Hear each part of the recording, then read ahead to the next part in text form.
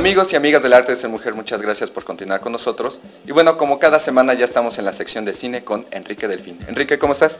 Bien, gracias, buenas tardes. Pues aquí, platicando un rato de cine. Enrique, hoy nos vas a recomendar dos películas animadas. Generalmente cuando escuchamos el término animado, pues pensamos que están dirigidas a un público infantil, pero en este caso no es así.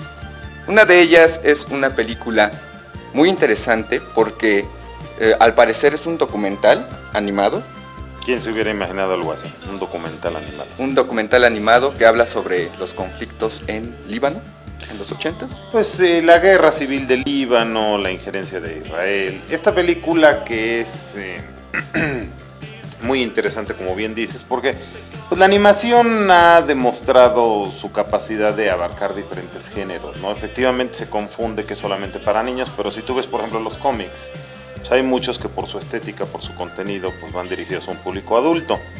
En el cine está pasando lo mismo. Esta película, que es Vals con Bashir, pues es una reflexión sobre las consecuencias de la guerra. Digo, no podemos meternos a analizar la guerra de los conflictos de Medio Oriente en 5 minutos, pero en términos generales, en los 80 hubo una guerra civil en Líbano. Y hubo una masacre en 2 campos de refugiados palestinos, Sabra y Chatila. Sí, y en esta masacre Israel tuvo un papel decisivo, si bien no como ejecutor, sí como cómplice. Lo que sucede en esta película es que el director, Ari Feldman, realmente estuvo ahí, ¿sí? Y una noche un compañero de la guerra le comenta que tiene ciertas pesadillas relacionadas con la guerra, y él se da cuenta que él mismo no recuerda nada acerca de su participación. Y la película es un recuento de qué realmente sucedió ahí, porque se me olvidó. Entonces él se dedica a entrevistar a diferentes personas. Esta película él la quiso hacer pues en un formato de acción real, pero muchas de las personas no querían salir, se sentían incómodas, entonces dijo, pues la vamos a hacer animada. Y fue un hallazgo porque la película, a pesar de su tono documental, pues tiene imágenes surrealistas bastante interesantes, intentando retratar que la guerra es una pesadilla. Y además de eso, bueno, tiene imágenes sorprendentemente bien realizadas. La animación es muy tradicional y los personajes se mueven robóticamente, pero vaya, también tiene mucho que ver con el contexto de la película, porque pues son seres cuya alma ha sido lastimada y se mueven por la vida como si fueran robots, autómatas.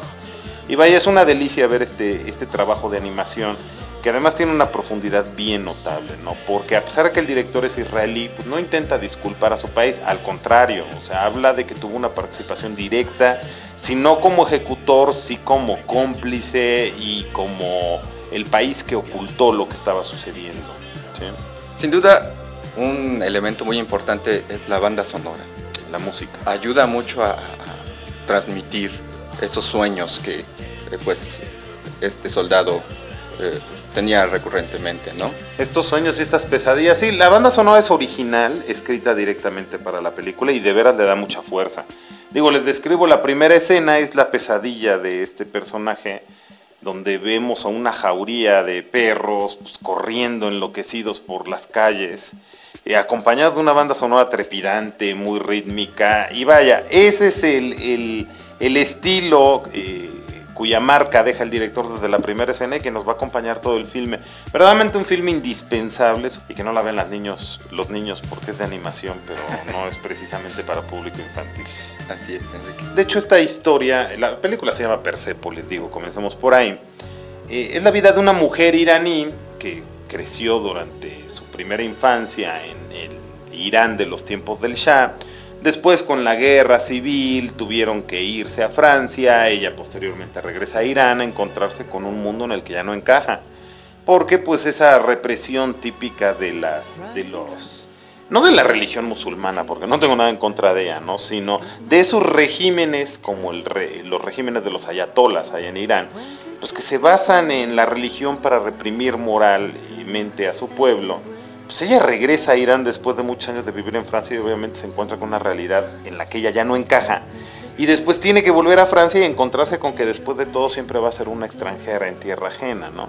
Entonces es una película bien interesante porque la directora, que es mujer, nos cuenta su propia vida y nos habla de esa falta de identidad cultural que experimenta tanto en su propio país como en Europa, con una animación igual que Vals con Bashir, en 2 dimensiones, nada que ver con esa animación tridimensional tan de moda, pero con un estilo gráfico y artístico muy notable, ¿no? En este caso es blanco y negro. Blanco y negro, sí es lo que te iba a comentar, que generalmente pues no vemos animación así. No, pero es muy interesante porque maneja un estilo muy expresionista donde las luces y las sombras comunican mucho de lo que ella quiere hablar, porque es precisamente una historia pues de luces y sombras en su vida, precisamente por ser una gitana errante, digo, no es una gitana, pero es como si fuera una gitana que se la pasa errando y nunca encuentra su lugar.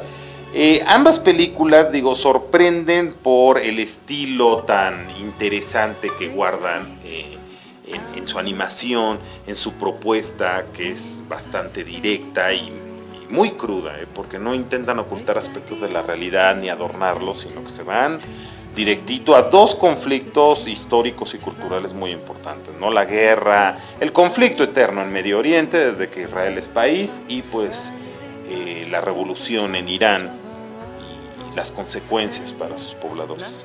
Ahora esta película Persepolis está basada en una novela gráfica también. Efectivamente que tengo entendido que sigue el mismo estilo y que cuando la vieron impresa dijeron esto urge llevarlo al cine.